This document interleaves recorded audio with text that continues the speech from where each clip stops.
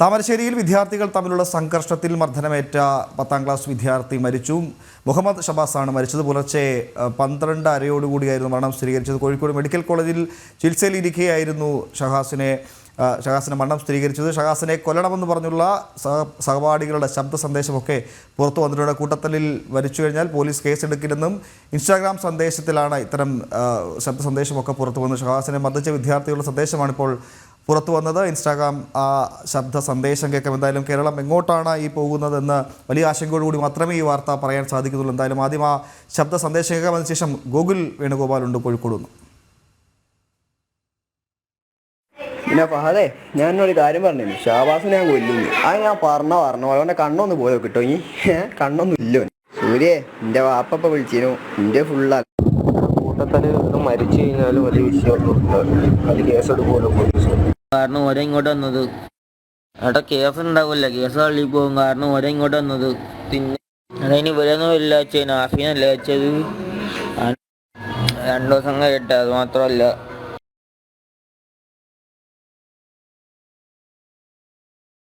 ഗോകുൽ ചേരുന്നുണ്ട് കോഴിക്കോട്. ഗോകുല്, ഈ ശബ്ദ സന്ദേശമൊക്കെ കേൾക്കുമ്പോൾ 10ാം ക്ലാസ് വിദ്യാർത്ഥികളാണ്. അവിടെ ഒരു ട്യൂഷൻ സെൻ്ററിൻ്റെ സെൻറ്റ് ഓഫ് പാർട്ടിയൊക്കെ ആയിരുന്നു. എങ്ങനെ സാധിക്കുന്നു ഇത്തരത്തിൽ ചിന്തിക്കാൻ ഈ വിദ്യാർത്ഥികൾക്ക് എന്ന ചോദ്യമൊക്കെ അങ്ങനെ നിൽക്കുകയാണ്. എന്താണ് സംഭവം? പോലീസ് നൽകുന്ന വിശദാംശങ്ങൾ എന്തൊക്കെയാണ് ഗൂഗിൾ?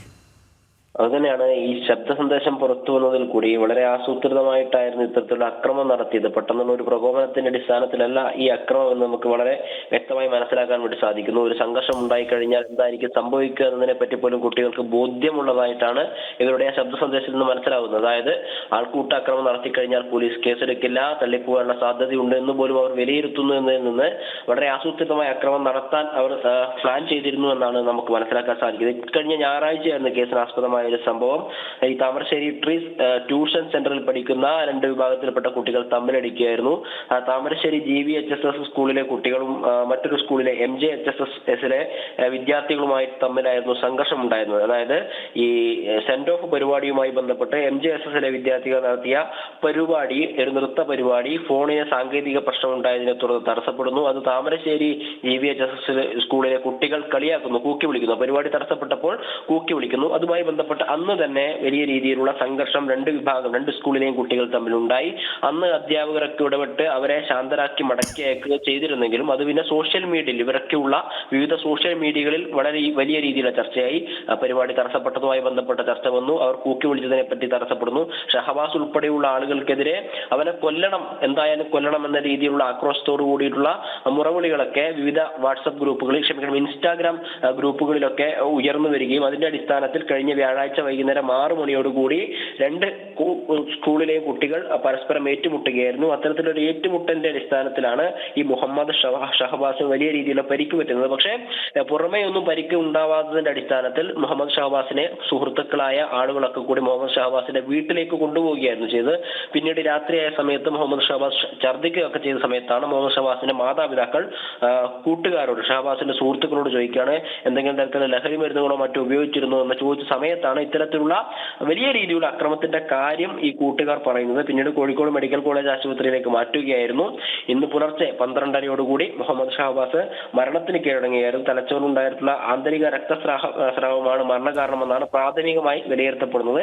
അല്പസമയത്തിനകം കോഴിക്കോട് മെഡിക്കൽ കോളേജ് ആശുപത്രിയിൽ തന്നെ പോസ്റ്റ്മോർട്ടം നടപടികളൊക്കെ പുരോഗമിക്കും. അതിനുശേഷം മാത്രമാണ് മരണകാരണം എന്താണ് എന്ന് അറിയാൻ വേണ്ടി സാധിക്കുള്ളൂ. അതേസമയം തന്നെ 5 പേരെ താമരശ്ശേരി GVHSS സ്കൂളിലെ 5 വിദ്യാർത്ഥികളെ പോലീസ് കസ്റ്റഡിയിലെടുത്തിരുന്നു. പ്രായപൂർത്തിയാവാത്തതിനാൽ ജുവനൈൽ കസ്റ്റഡിയിലെടുത്തതിനു ശേഷം ഇന്നലെ തിരിച്ചയക്കുകയായിരുന്നു. ഇന്ന് പോലീസ് അന്വേഷണ സംഘത്തിന് മുമ്പിൽ ഹാജരാവണമെന്ന് ആവശ്യപ്പെട്ടുകൊണ്ടാണ് അവരെ തിരിച്ചയച്ചിട്ടുള്ളത്. ഈ സമയത്താണ് ഇപ്പോൾ മുഹമ്മദ് ഷഹബാസിന്റെ ദാരുണമായ മരണം നടന്നിരിക്കുന്നത്. ഉമേഷ്, ഗോകുല, ശബ്ദ സംഭാഷണം കേൾക്കുമ്പോൾ വല്ലാത്തൊരു ഒരു ആശങ്ക, അല്ലെങ്കിൽ ഈ തലമുറ എങ്ങോട്ടേക്ക് പോകുന്നു എന്ന വലിയൊരു ചോദ്യം ഉയരുന്നുണ്ട്. കാരണം ശബ്ദ സംഭാഷണത്തിൽ പറയുന്നത് ഞാൻ അവനെ കൊല്ലും, ഇത്തരത്തിൽ കൂട്ടത്തല്ലാണെങ്കിൽ ആരെയും പിടികൂടാൻ കഴിയില്ല, കേസെടുക്കാൻ കഴിയില്ല, മാത്രമല്ല ബാപ്പ വിളിച്ചിരുന്നു എന്നൊക്കെ അതിൽ പറയുന്നുണ്ട്. അപ്പോൾ കൃത്യമായ ഒരു തിരക്കഥ തയ്യാറാക്കി 10ാം ക്ലാസ്സുകാരാണെന്ന് ഓർക്കണം. ഇത് കോളേജിലോ അല്ലെങ്കിൽ ഉന്നത വിദ്യാഭ്യാസ മേഖലയിലോ പഠിക്കുന്ന ആളുകളല്ല, അല്ലെങ്കിൽ മറ്റ് പ്രായപൂർത്തിയായ ആളുകളല്ല. 10ാം ക്ലാസ് പഠിക്കുന്ന കേവലം 14-15 വയസ്സ് മാത്രം പ്രായമായ കുട്ടികളുടെ ഒരു സോഷ്യൽ മീഡിയ കൂട്ടായ്മയിലെ ചർച്ചയാണ്. സഹപാഠിയെ എങ്ങനെ കൊല്ലാം എന്ന് ആസൂത്രണം ചെയ്യുന്നു, അത് കൃത്യമായി ഇംപ്ലിമെൻ്റ് ചെയ്ത് വിജയിപ്പിക്കുന്നു, അതിൻ്റെ പരിണിത ഫലങ്ങൾ എന്താണ് എന്നൊക്കെ അവർ നേരത്തെ മുൻകൂട്ടി ചിന്തിച്ച് ഉറപ്പിച്ചിരിക്കുന്നു.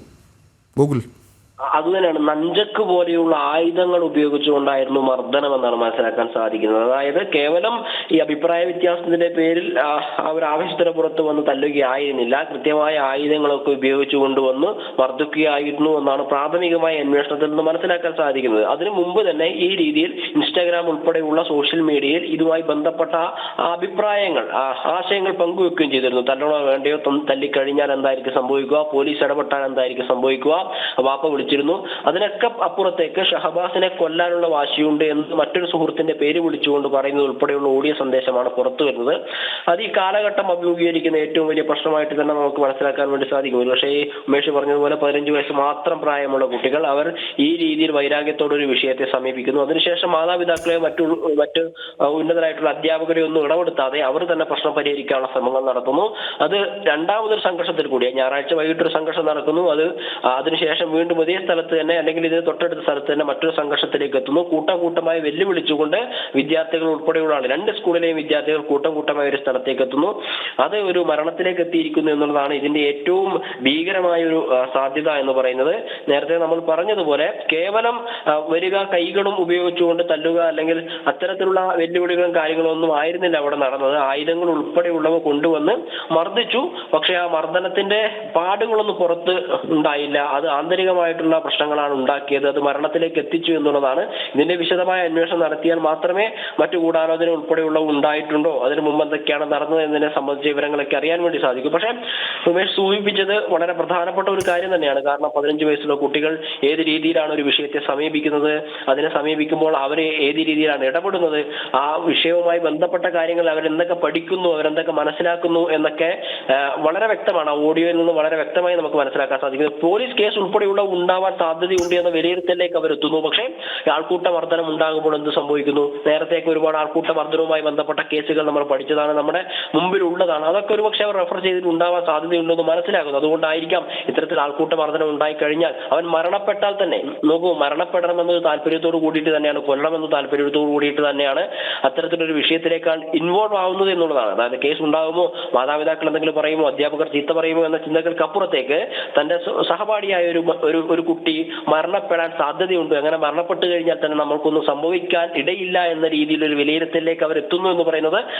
ഒരു പുതുതലമുറ മാനസികാവസ്ഥ ഏത് രീതിയിലാണ് മുന്നോട്ടേക്ക് പോകുന്നത് എന്നതിനെ അടയാളപ്പെടുത്തുന്നതാണ്. അതിന് മറ്റെന്തെങ്കിലും കാരണമൊക്കെ ഉണ്ടായിട്ടുണ്ടോ, ലഹരി ഉൾപ്പെടെയുള്ള വസ്തുക്കളുടെ ഉപയോഗം ഉണ്ടായിട്ടുണ്ടോ എന്നിവയൊക്കെ പരിശോധിക്കേണ്ടിയിരിക്കുന്നു. കഴിഞ്ഞ ദിവസം കാസർഗോഡ് ഒരു സ്കൂളിലും സെന്റ് ഓഫിന്റെ കഞ്ചാവ് ഉൾപ്പെടെയുള്ളവ ഉപയോഗിക്കുകയും കഞ്ചാവ് വിതരണം ചെയ്ത ആളെ അറസ്റ്റ് ചെയ്യുകയും ഒക്കെ ചെയ്തിട്ടുണ്ട്.